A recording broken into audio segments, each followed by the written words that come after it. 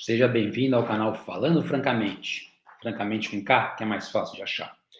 Glicogênio. O que nós sabemos sobre glicogênio? Né? O que nós aprendemos é que o glicogênio, a sua principal função, é uma reserva de carboidrato nos tecidos animais, no caso, nosso músculo esquelético, nosso fígado, e que nós usamos quando necessário. Né? Então, nos alimentamos, o excedente de carboidratos vai para o fígado, e vai ser armazenado como glicogênio hepático, quando necessário, através de uma ação da enzima glicogênio fosforilase, ele vai ser retirado e vai para a corrente sanguínea, é o único tecido que vai fazer isso. E, por outro lado, o glicogênio da musculatura esquelética vai ser utilizado no próprio tecido como fonte de energia. Mas, nesse vídeo, eu quero falar rapidamente com vocês, como sempre prometo, né? De outras funções do glicogênio. Então, nessa revisão aí, né? Estado da arte, revisão do estado da arte, além do estoque de energia, papéis do glicogênio no metabolismo, na saúde e na doença. Então, basicamente, o que a gente vai ver é que o glicogênio, seja em tumores, seja em células do sistema imunológico, ele tem outras funções que não necessariamente é essa que a gente está acostumado, né, de servir de combustível para a musculatura esquelética ou para manter a glicemia, no caso do glicogênio hepático. Então, apesar disso, ele faz ali, né, ele faz uma apresentação, ele faz uma graça ali, que na glicemia a gente tem a glicemia da maioria das pessoas entre 72 e 99 miligramas de glicose por decilitro, podendo chegar a 140 miligramas de glicose por decilitro depois de 2 horas. Ele comenta que no sangue nós temos normalmente a todo tempo ali 4 gramas de glicose, 60% dessa glicose sendo utilizada para o sistema nervoso central, restante para tecidos como músculo esquelético, hemácias, medula renal, né, e outros tecidos. Então, ele fala eritrócitos, musculatura esquelética e coração, tá? Então, ele fala 60% cérebro, e aí 40% ele fala músculo esquelético, eritrócitos e o coração.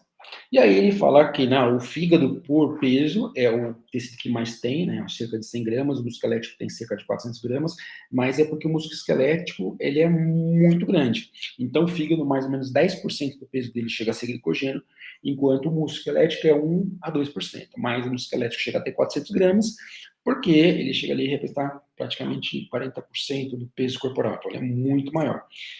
Ele fala isso, e aí ele comenta algumas coisas, né, as funções que eu já falei, glicogênio hepático para glicemia, glicogênio muscular como estoque musculoesquelético para energia, por isso que ele fala que o glicogênio muscular não é afetado tanto, quase não é afetado pelo jejum. Então a gente, como profissional aí da área que fala sobre jejum, tem que prestar atenção. Não faça exercício em jejum, lembra? O que é? Primeiro, estabelecer o tempo de jejum, como foi feito esse jejum, e se ainda há substratos, né? Porque se a pessoa simplesmente dormiu ali, passou a noite, se alimentou bem na noite anterior, o glicogênio muscular não foi afetado praticamente por esse jejum, tá? Porque não houve contração muscular. Embora ele não fale isso, eu estou dizendo. E aí ele começa a falar basicamente desses outros papéis do glicogênio. Eu até brinquei aí do flash, né? Porque o flash lá da DC, ele come o tempo todo, porque ele precisa de energia para correr rápido. Então, se a gente pensar em velocidade, substrato energético é preferencialmente o carboidrato, então ele tem que comer. Mas, por outro lado, eu achei interessante, porque se você parar para analisar no quadrinho, ou até na série de TV, o flash também se regenera mais rápido, né? E nesse trabalho ele está dizendo sobre funções do glicogênio que tem a ver com imunidade, né? Células imunes e tal. Então, regeneração, cura, eu quis fazer essa relaçãozinha só para brincar. Então, por exemplo, uma das coisas que ele fala aqui no caso, por exemplo, vacinas, né? Então, para memória, sistema imune adaptativo. Então, o sistema imune adaptativo, eu vou lá ter células CD8 de memória. Então ele fala assim, como é que essa célula CD8, né, que pode ficar anos, meses ou até anos com uma célula de memória. Então ele comenta, olha, quando você tem lá uma infecção, algum processo, você aumenta em grande quantidade esses linfócitos, eles proliferam em grande quantidade. Definida a situação, resolvido o problema, 95% dessas células morrem, enquanto algumas outras vão virar célula de memória.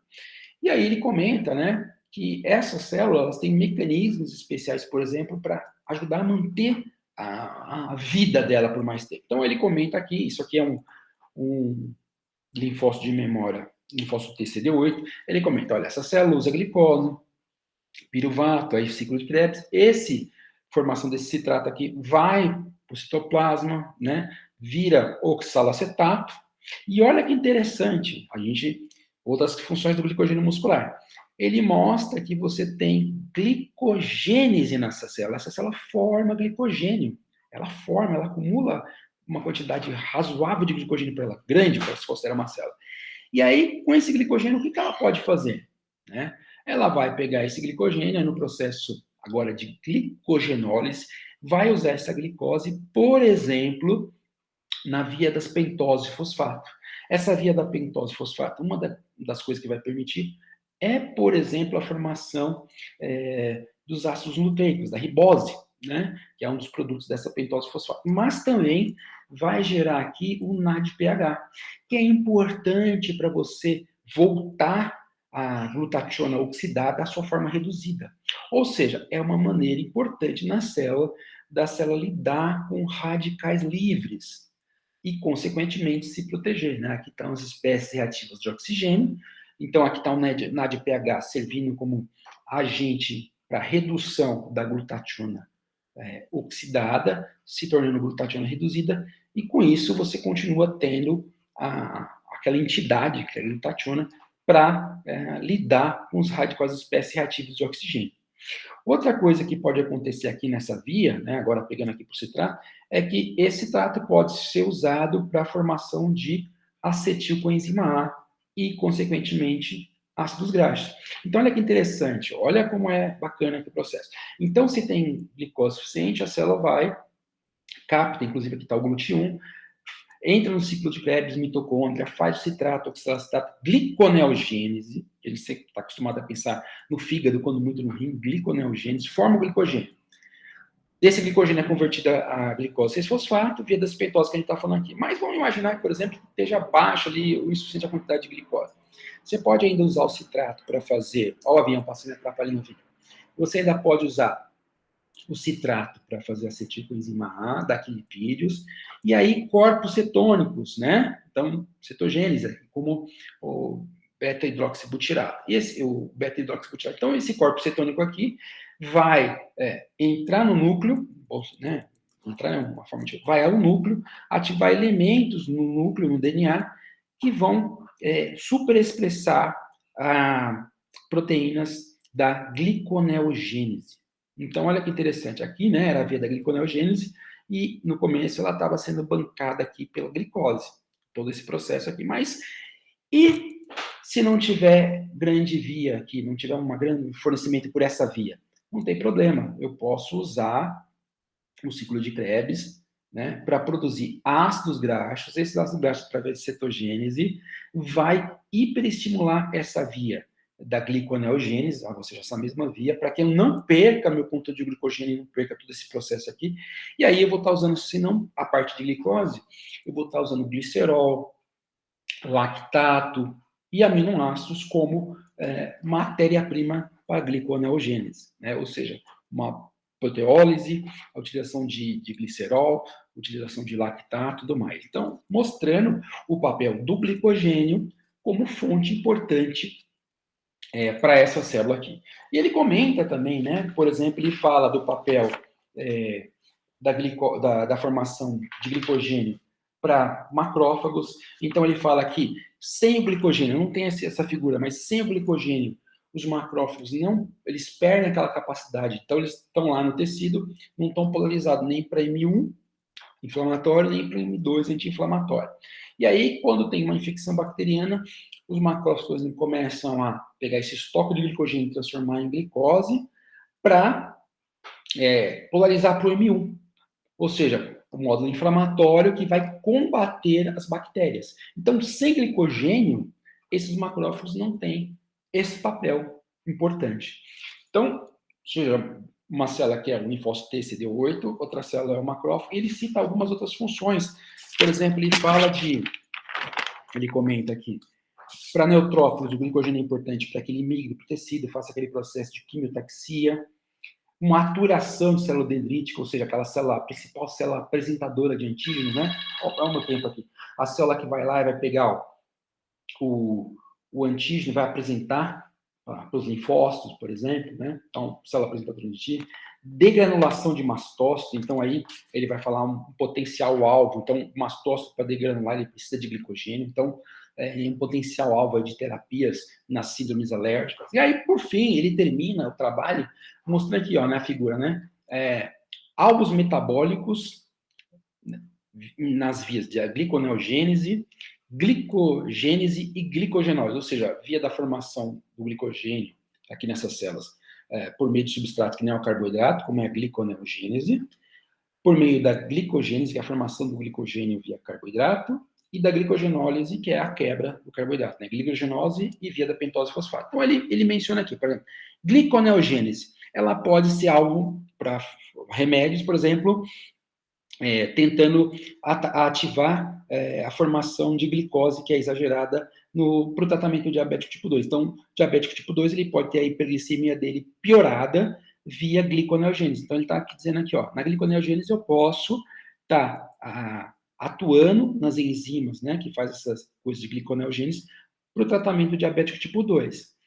Aí ele fala, no câncer, muitas células, ele comenta no trabalho, uma parte lá, muitas células usam glicogênio, eu já comentei aqui no vídeo, que é o vídeo falando, o nome do vídeo é o vídeo que fala do exercício potencializando o efeito da radioterapia no câncer. Né, eu comento que a hipóxia é um fator importante para que os tumores resistam aos tratamentos. Então, muitos tumores crescem com base em hipóxia e utilizam o glicogênio. E aqui ele está falando, então, olha, eu vou inibir uma enzima da gliconeogênese para que o tumor não se desenvolva tão bem. Um alvo farmacológico. Então, ele fala aqui do câncer de pulmão, do melanoma. Aí ele fala aqui, né, usando a dexametasona para inibir câncer no fígado. Como? Também bloqueando a gliconeogênese.